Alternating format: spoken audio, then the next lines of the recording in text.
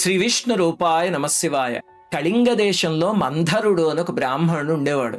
ఏనాడు సంధ్యావందనం కాని, శౌచం కాని, పూజ కాని ధ్యాసే లేకుండా చెడు సాంగత్యంలో మద్యం మాంసం సేవిస్తూ దురాచారుడే జీవించేవాడు. భార్య ఏమో మహాపతివ్రత ధర్మాత్మురాలు, అతన్నే దైవంగా సేవించేది. అతనికి ఇల్లు గడవక చివరకు వ్యాపారం పెట్టాడు. అందులోనూ నష్టపోయి దొంగతనాలు చేయడం ప్రారంభించాడు. ఒకరోజు అడవిలో మాటు వేసి ఇంకొక బ్రాహ్మణుడు ధనంతో వెళ్తూ ఉంటే దారి కాచి అతన్ని చితక్కొట్టేసి ఆ ధనం లాగేసుకున్నాడు. ఇంతలో ఒక కిరాతుడు వచ్చి వీళ్ళిద్దరిని చంపి ఆ ధనం తీసుకున్నాడు. ఈ లోపల ఒక పులి వచ్చి వాడి పైన పడింది. ఆ యుద్ధంలో కిరాతుడు, పులి ఇద్దరు మరణించారు.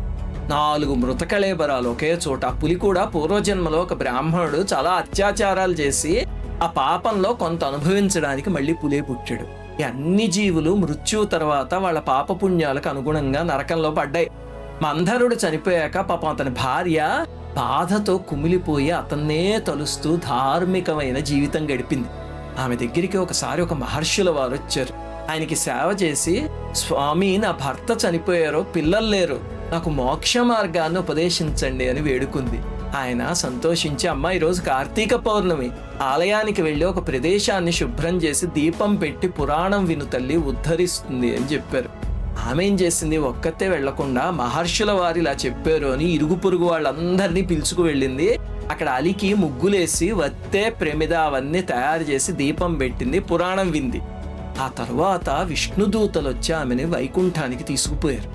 కానీ పాపాత్ముడైన భర్తతో సహవాస దోషం వల్ల మార్గ మధ్యంలో నరకంలో ఆపారు. అక్కడ నరకంలో బాధపడుతున్న భర్తను చూసి బాధపడి విమోచన ఎలాగా అని అడిగింది. ఈ పుణ్యాన్ని అతనికి ధారపోయి అన్నారు. కార్తీక మాసంలో పురాణం విన్న పుణ్యాన్ని ధారపోయిగానే భర్తకి విమోచనం దొరికింది.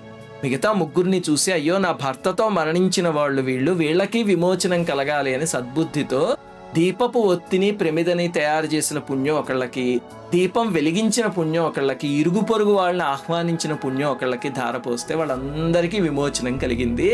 ఇవన్నీ నిస్వార్థ బుద్ధితో చేసినందుకు ఆమెకు వైకుంఠం లభించింది. ఇది కార్తీక పురాణంలో కథ. ఈ కథ నుంచి మనం నేర్చుకోవాల్సినవి 2 ఉన్నాయి. ఆమె విధవ.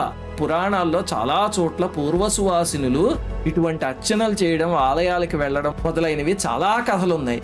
ఎవరైనా భర్త పోయి పూర్వసువాసినైతే ఈ పూజలకి, ఆలయాలకి వాళ్ళని దూరం చేయకండి, అవమానించకండి, అది మహాపాపం. అలాగనే మీకేదైనా మంచి దొరికితే అది 10 మందితో పంచుకోండి. పుణ్యం నా ఒక్కడికే వచ్చేయాలి అని ఎప్పుడు చూడకండి. అందరూ బాగుండాలి అని కోరుకుంటే అందరిలో భాగమైన మనము, మన కుటుంబం కూడా బాగుంటాయి.